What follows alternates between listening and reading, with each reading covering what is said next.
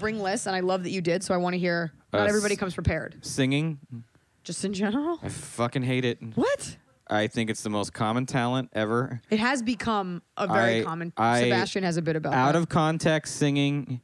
If it's on a show, I can turn it off. Or I love music, but I choose to turn on music. And here's the thing, everyone's got a phone with music in it. If you think I need music, I don't have access to it, so your singing needs to be my music.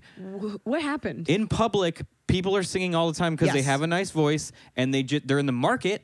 Yeah. And they just decide they're like they're picking out vegetables and they're just vocalizing. They're just like, I want to cut your head off.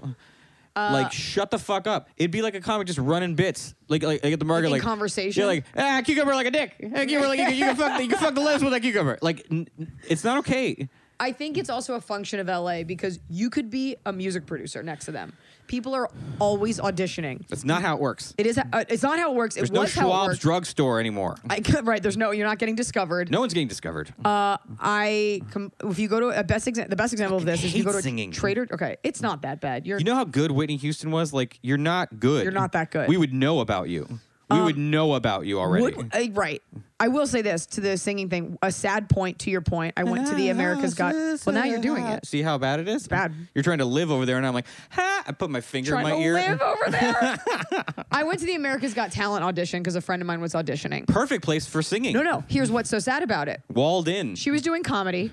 My friend Jody. She fucking crushed it. Oh yeah, she did well in that. She got a standing ovation. She told me about my favorite Jody Miller story is she's in her car. We were talking about being obsessed with animals. Yeah. And she's in her car and she sees like a bird, like a seagull, like a dirt bird. And she just goes, and I don't know, she just goes, he's a baby. Oh, that's Jody's That's how she talks. A fucking bird, like a street bird. That's how into animals she is. She yelled, he's a baby at the bird through her car window. What I love is that you're telling that to me. Jody's my best friend, and that's all I hear her say. We'll talk on the phone drunk. She'll be like, look at the baby. Like, that's the way women converse with all animals. Yeah. They're just babies who need us. Squeeze you. I realize that when I'm in public and I see a dog, I'd go like this. I have it clicking in my jaw. You click?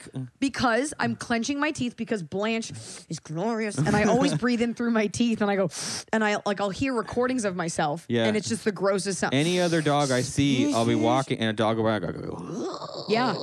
You can't help it. I feel this need to punish the dog. Like, I'll be like, I know what you did. I want to steal it. I hate when people a lot of times say that. I tell it, I understand. I go, I know it's hard. I know it's hard to be a dog. You have that because you're very understanding and intelligent. Right. Jody yells, you're a baby. And I say to dogs, you have no mercy and you will be punished. I did a movie once, and it was a high school movie. And so in one of the scenes, we had like 200 extras of high school-ish age. And at one point, I went up to the director and I was like, you have to ask them to stop singing. Horrible. Because like before every take, there'd just be like between 15 and 20 people fully singing because in their head, there are producers here. Yeah. I'm gonna get discovered. Yep. And I was like, I'm begging you. I can't. I wanna light myself on fire. Mm-hmm. I can't think straight because there's so much singing. So much singing. You hate singing. I do. I get annoyed when people. I'm not gonna back off on the fact that I fucking hate it. You don't have to. That's what this podcast is about. You can air out your grievances. 12 people will listen. I get annoyed when people ham it up, thinking like I'm gonna be the ticket to their success. Yeah. Like when you're with like your opener for the weekend and they're just bit, and you're like, I just need you to chill the fuck out and either get out of the green room or shut up. Yeah. Because I'm exhausted. Green room hamming is awful. And then they do the same jokes on stage and you're like, did you just do your bits on me? Yeah, green room etiquette is a big one. Like the show I host on Sundays is at West Side Comedy Theater. It's a very small green room. It's also the walls are very thin. So like if you get too loud in there, you can hear it from the stage. But when dudes are there, and it's a new material show, so a lot of people are literally trying to write and think, and we'll get the occasional person that's hamming it up too hard, and it's just like, hey man, I need you to like be quiet. Put the rabbit back. Yeah, like we can't do this here. Like we're not doing this here. Tell me the rest of your. You want to just read them quick? Well, we'll explore them. Thinking you matter. Okay, well that's let's move on. That's a bit of an existential. Blaming astrology. I'm a Virgo. I smash car windows in. It's like I lost my job.